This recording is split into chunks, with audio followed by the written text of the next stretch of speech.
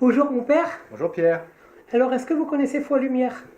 Oui, je connais déjà parce qu'il y a un groupe ici sur la parole de Saint-Léger, mais j'avais aussi la joie d'avoir un groupe Foi et Lumière sur Chatou, qui était ma première paroisse, donc il y a 15 ans maintenant.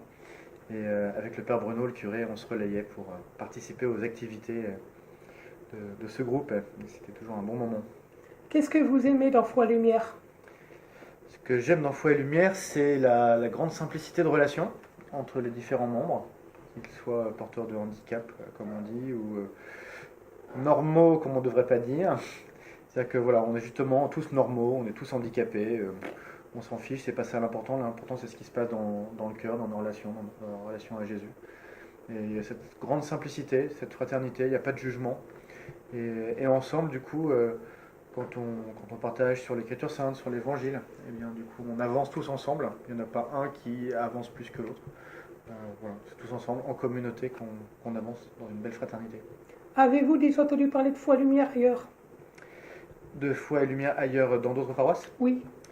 Alors je sais qu'il y a différents groupes à travers le diocèse, mais j'ai pas de contact particulier. Parlez-vous de Foi Lumière à l'extérieur?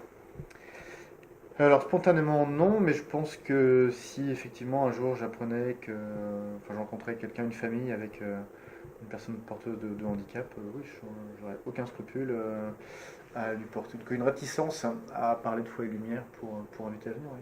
Parce que je pense que c'est vraiment un beau lieu. Avez-vous déjà été dans des établissements spécialisés? Oui, pendant 10 ans là, on avait à Bailly-Noisy un IEM, un Institut d'éducation motrice, et on avait la chance d'avoir tous les mercredis un CATSP avec eux. Et c'était vraiment une grande joie de passer les voir là, avec Marie-Elisabeth qui était là responsable, on les appelait les chouchous.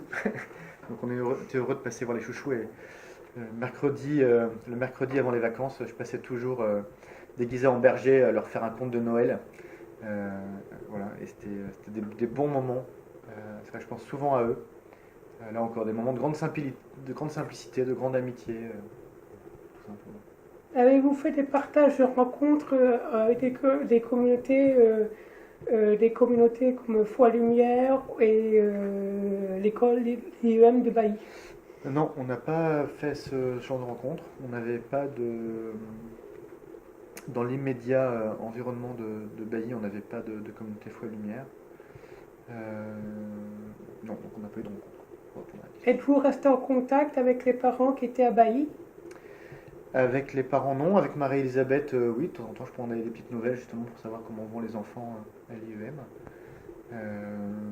Après, beaucoup d'enfants, malheureusement, enfin, passé, je crois que c'est à partir de 16 ans, qu'ils sont amenés à quitter l'IEM pour aller dans d'autres centres. Et là, c'est toujours, c'est vrai, douloureux, une vraie souffrance pour les autres jeunes de voir leurs copains partir, et puis pour les animateurs aussi, pour nous, les prêtres accompagnateurs, voilà, de voir ces jeunes qui partaient. En même temps, on espérait, on pensait que s'ils partaient, c'était justement pour aller vivre des belles choses aussi dans d'autres établissements, à Richebourg, à Saint-Jean-de-Dieu, dans d'autres lieux comme ça. Je connais Richebourg. Mm.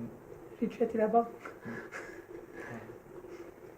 Mm. Parce que c'est comme ça que vous aurez pu faire. Si vous étiez resté en contact avec des personnes qui étaient à Bailly, vous aurez pu faire connaître Foi et Lumière après à des nouveaux. Oui, c'est vrai, mais tu vois, j'ai pas forcément le réflexe encore.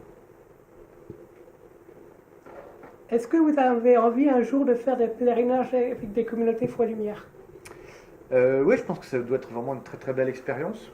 Je pense que c'est dans les pèlerinages qu'on entre à la fois en intériorité, dans notre relation à Jésus, et puis en fraternité. Quand on passe 1, 2, 3, 4 jours ensemble, bah forcément il y a des liens qui se passent, qui se créent, qui se retissent. Donc je pense que ça peut être une belle opportunité. Et vous aurez envie d'aller un jour où avec des communautés Foi et Lumière? Alors je pense que n'importe quel lieu peut être propice à une vraie relation avec le Seigneur et avec les autres. On n'a pas forcément besoin d'aller très très loin. C'est vrai que si un jour on avait la possibilité financière, matérielle, etc., d'aller en Terre Sainte, je serais ravi d'emmener une communauté sur les traces de Jésus, vraiment. Mais bon, voilà, c'est probablement un défi un peu fort, mais en même temps, moi je pense que quand on veut, on peut, il n'y a rien d'impossible à Dieu, hein, si on s'y met tous, si on économise, dans 5 ans on y va. Euh, Après, il y a Assise, qui est vraiment un très très beau lieu. Je trouve que la simplicité de Saint-François d'Assise s'accorderait bien à cette simplicité de relation, justement, qui est le propre de Foi et Lumière. Parce que souvent, en fait, pour aller dans des pèlerinages comme ça, souvent on manque de moyens. Ouais. Par exemple, la voiture, le bus. Est-ce que vous avez des solutions à proposer? Alors, j'ai pas de solution, mais je pense qu'on peut trouver des solutions. A priori, quand on veut, on peut. Après, là, pareil, c'est des questions financières, c'est pas forcément facile. Mais là encore, voilà, ça peut être un beau rêve, hein. Je sais qu'il y a des pèlerinages de ce genre-là qui vont en Terre Sainte. On peut très bien aller à 50 km de chez nous faire un beau pèlerinage ailleurs. Enfin, c'est pas les lieux de pèlerinage qui manquent en France. D'accord, bah, merci mon père. Je t'en prie, merci à toi. Et puis à bientôt. Merci pour tes talents. Merci beaucoup. Au revoir, Pierre. Au revoir.